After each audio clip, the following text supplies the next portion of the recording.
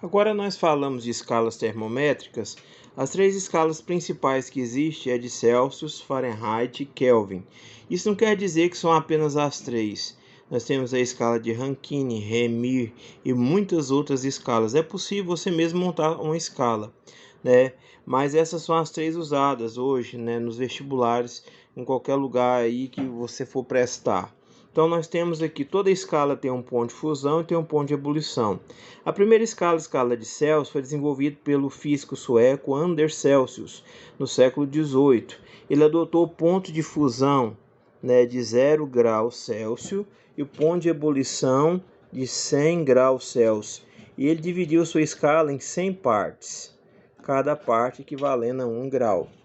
O Daniel Gabriel Fahrenheit, o físico alemão, ele adotou o ponto de fusão da escala dele 32 graus e o ponto de ebulição de 212 graus. A escala dele tem 180 partes, cada uma de 1 grau. E nós temos aqui, ele também, o Daniel Gabriel Fahrenheit, o físico alemão, veio no século XVIII, né?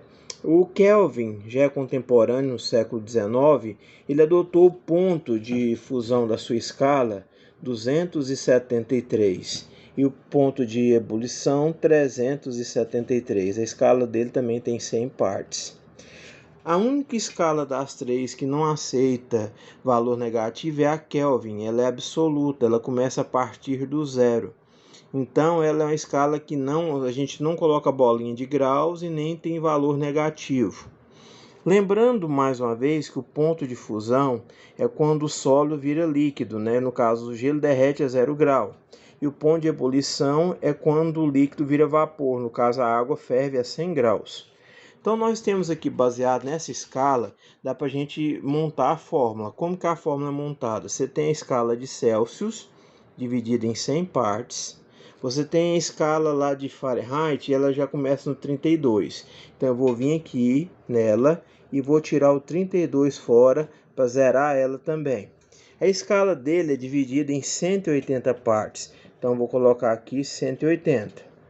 A de Kelvin, como a Celsius começa no zero, a de Kelvin 273, então eu vou zerar também a de Kelvin. Vou pegar aqui K menos 273, porque ela zera também, e a de Kelvin dividida em 100 partes. Aqui, para ficar mais fácil, eu corto um zero, corto um zero, corto um zero, e vou dividir todos os denominadores por 2. Então vai ficar C sobre 5 igual a F menos 32 sobre 9 e K menos 273 sobre 5. Então essa é a fórmula que a gente usa para converter de uma escala na outra. Lembrando que sempre a gente só vai usar as partes que eu preciso. Por exemplo, quando eu for usar Celsius para Fahrenheit, eu vou usar essas duas. Quando for Celsius para Kelvin, eu vou usar essa parte com essa e desprezar do meio. E quando for Fahrenheit e Kelvin, eu uso só essas duas, não uso essa. Então nós vamos aqui fazer um exemplo para vocês verem. Transformando aqui Celsius em Fahrenheit.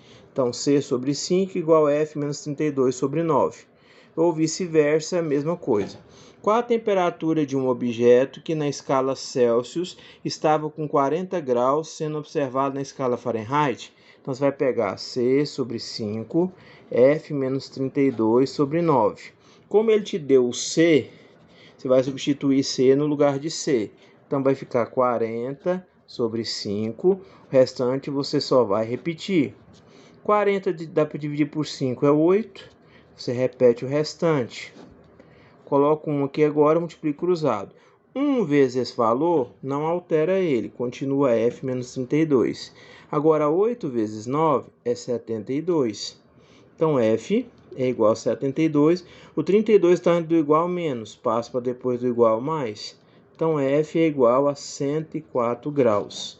Então 40 graus Celsius é a mesma coisa que 104 graus Fahrenheit. Por exemplo 2, nós temos aqui, qual o valor da temperatura agora de um paciente com 92 Fahrenheit na escala Celsius? Ele está com febre? Agora é o contrário, de Fahrenheit para Celsius. A fórmula é a mesma, C sobre 5, F menos 32 sobre 9. Só que agora você tem F, vai substituir o F. Então vai ficar C sobre 5 é igual a 92 menos 32 sobre 9. Então, C sobre 5 é igual a 92 menos 32, 60 sobre 9. Multiplico cruzado. 9 vezes C dá 9C. Depois, 5 vezes 60 dá 300. C igual a 300 dividido por 9. C igual. Vamos dividir aqui 300 por 9. 3 vezes 9, 27. Para 300, para 30 faltam 3. Né? Desse outro 30. Vai dar 33. 3 de novo. Então, aproximadamente 33,3 graus Celsius. Então, a pessoa não tem febre, porque começa o estado febril depois dos 37 graus, até 37, de 36,5 a 37 é normal.